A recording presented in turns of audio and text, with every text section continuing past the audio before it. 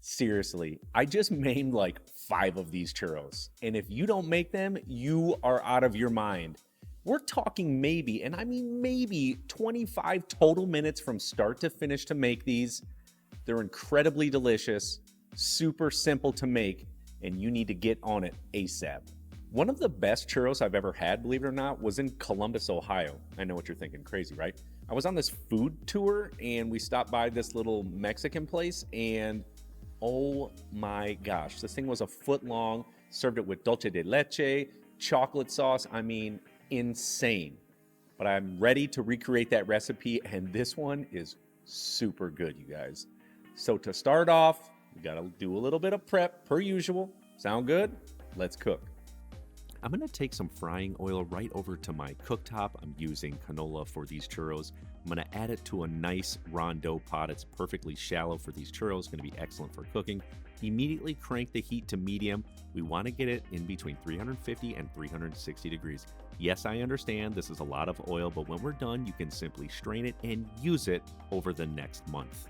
And I'm gonna stop you right here and say this. It's going to move incredibly fast. As soon as everything boils and you mix in the flour, it is go time. Straight from that into the piping bag, into the fryer.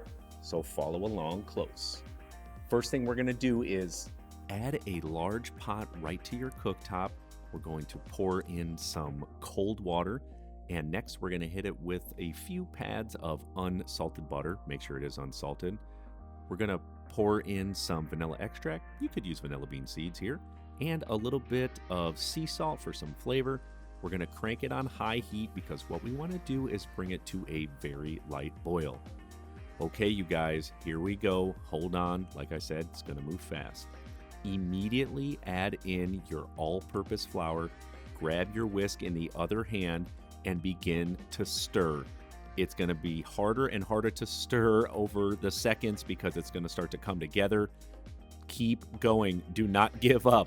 It'll pull everything in from the sides. You can see at this point it's kind of a nice big blob. This is perfect. It's combined. Head over to your cooktop. I'm going to add in a little bit of fat.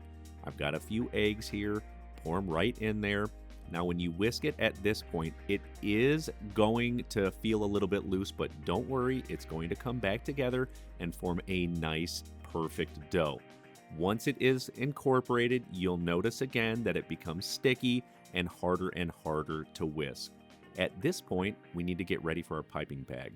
I'm going to be using the 868 star point tip. It's got 9 points on there. You can use an 8, you can use a 5, totally up to you. Now for our piping bag, you can use a disposable. I've got a fairly large one here. Just wrap it around one of your hand, almost like holding an ice cream cone. Hollow out the center, grab your tip, and then simply drop it right in there. You can see at the bottom, perfect, that's exactly what you want. And then using a rubber scraper, and then add in a little bit at a time. And what I like to do is sort of use the bag to scrape it and pinch it and pull the rest of that dough off. And now what you want to do is get all of that pat a choux churro dough all the way to the bottom of your piping bag. Once it is there, give it a twist. You want that bottom part to be nice and tight. And just to make sure this dough comes out, I like to give it a little squeeze. Boom, we're good. Let's go. Congratulations, Comies. You just made essentially pat a choux dough. This is the same dough that they use in eclairs, sometimes profiteroles. You just made it. Again, understanding these fundamental basic techniques of cookery, you start applying these things to all of your homemade cooking from scratch. It's way better. This churro is gonna blow your mind. Here's what we're gonna do now. Head right over to that hot oil and then squeeze that pat a choux churro dough right in there. We want it to be about 6 inches long. Go ahead and grab some scissors or a sharp knife. Give it a little snip. Here is another angle really close up. Squeeze it in, and once it goes into the oil, it immediately starts to cook. Don't worry if it touches the other churro, it's not going to stick. Give it a little snip. It's going to take in between 2 and 3 minutes per side for these churros to completely finish cooking. There'll be a nice light brown and cooked throughout. That's important. Nothing worse than brown on the outside and raw choux dough on the inside. Not good, my friends. So give it a little flip, and then at this point, We're gonna take them out, set them to the side on a rack. Let's drain some of that oil off. And for a little trick, going in the oven on just 200 degrees, gonna keep them warm, because what we wanna do is hook up the cinnamon and sugar. So in a little pie pan or a little plate, whatever you got, we're gonna add in some sugar, some cinnamon, just simply whisk it together until it's completely combined, and boom, we're good to go. Now don't get me wrong, the cinnamon and sugar is a fine combination, but what if we dip these in chocolate sauce? Add a small sauce pot right to the heat, over medium-low heat. We're gonna pour in some heavy whipping cream, followed up with a little bit of sugar. And then what you want to do is just simply grab your whisk, give it a little stir, make sure it's combined. And then once it becomes a light boil, we're going to add in some semi-sweet chocolate chips. Boom, super good. Get that whisk immediately in there. It's going to at first seem like chocolate milk, and then it's going to get really thick.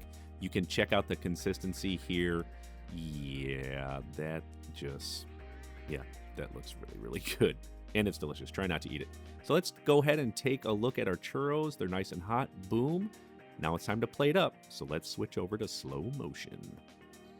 What I like to do is simply put the churros right in the cinnamon and sugar mixture using my hands. I might even pick some of that cinnamon and sugar up and sprinkle it in each of those little cracks and crevices just to make sure every bite is sweet and absolutely fantastic.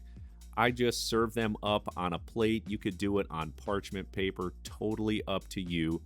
But what if we dip some of this in that chocolate sauce? Yeah, not only does that look good, you guys, it's flippin' delicious. Check out these beauties.